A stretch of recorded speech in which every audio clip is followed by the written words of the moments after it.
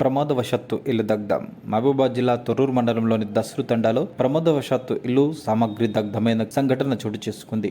బాధిత కుటుంబ సభ్యులు తెలిపిన కథనం ప్రకారం ఇంటికి తాళం వేసి కుటుంబ సభ్యులతో కలిసి వెలికట్టి గ్రామంలోని బంధువుల ఇంటికి వెళ్లడం జరిగిందని, తెల్లవారుజామున ఉదయం 4 గంటల సమయంలో స్థానిక తండావాసుల చరవాణి ద్వారా నీ ఇల్లు కాలిపోయిందని నాకు సమాచారం ఇవ్వడంతో నేను వచ్చేసరికి ఇంట్లో ఉన్న 13 క్వింటాళ్ల పత్తి, 8 క్వింటాళ్ల బియ్యం, 1,35,000 రూపాయల నగదుతో పాటు బంగారం, వెండి, బట్టలు, పిల్లల పుస్తకాలు, ఇతర సామాగ్రి కాలి బూడిదయ్యాయని బాధితుడు వాపోయాడు. ప్రభుత్వం వెంటనే స్పందించి నష్టపోయిన కుటుంబాన్ని ఆదుకోవాలని ప్రభుత్వాన్ని వేడుకుంటున్నానని ఆవేదనతో వేడుకున్నాడు.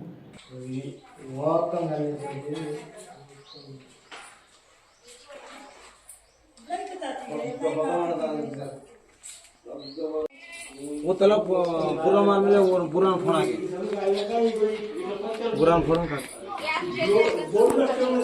गैस रख माई बड़ी बड़ी गैस बड़ी बड़ी नहीं दिला वो आई गई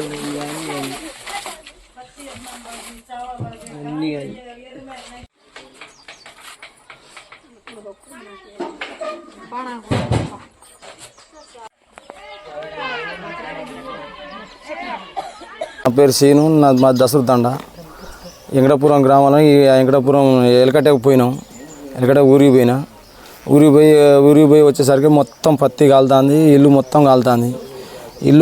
పత్తి కాలింది. బియ్యం కాలినాయి. అలా పత్రాలు కూడా కాలినాయి. ఆ పత్రాలు బొచ్చెడు ఉండే అవి కాలినాయి. పిల్లల గొలుసులు ఉండే అవి కాలినాయి.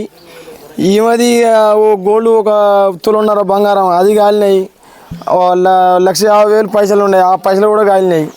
అన్నీ కాలినాయి. చల్లగా ఉన్నాయి. ఇక్కడికి ఈ పత్తి 8 క్వింటాల పత్తి పోయింది. 8 క్వింటాల బియ్యం పోయినాయి సార్. నా పరిస్థితి అంటే ఇప్పుడు చెప్పలేనంత పరిస్థితి. 4 పిల్లలు సార్. నాకు 2 పిల్లలు హాస్టల్లో ఉన్నారు సార్. 2 పిల్లలు హాస్టల్లో ఉన్నారు. 3 ఆడిపోరగాళ్ళు. ఒక నాతో ఉంటుంది. 2 హాస్టల్నే ఉంటారు. వాళ్ళని హాస్టల్లో చదివిస్తాను. నేను ఇక వీళ్ళు మా వద్ద కష్టపడి పని చేసుకుంటాను. తెల్లారేస్తే కూలిపోతా సార్. నేను ఇది ఇప్పుడు 4 గంటల ప్రాంతంలో నాకు తెలిసింది సార్. నేను వచ్చేసరికి మొత్తం గాలుతూనే ఉన్నది. ఆల్రెడీ నేను వచ్చేసరికి ఇది గాలుతూనే ఉన్నది.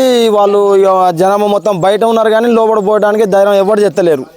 ఇక నేనే ధైర్యం పడి నేను పోతామే అని అనుకుంటే నేను ధైర్యం పడి నేను పోయినా. ఏమైనా పత్రాలైనా మిగులుతాయేమో, బీరో కాలకుండా పత్రాలు ఏమైనా మిగులుతాయేమో అని బీరో కోసం అని నేను పోయినా. ఆల్రెడీ ఆ బీరో కూడా అంటుకున్నది సార్.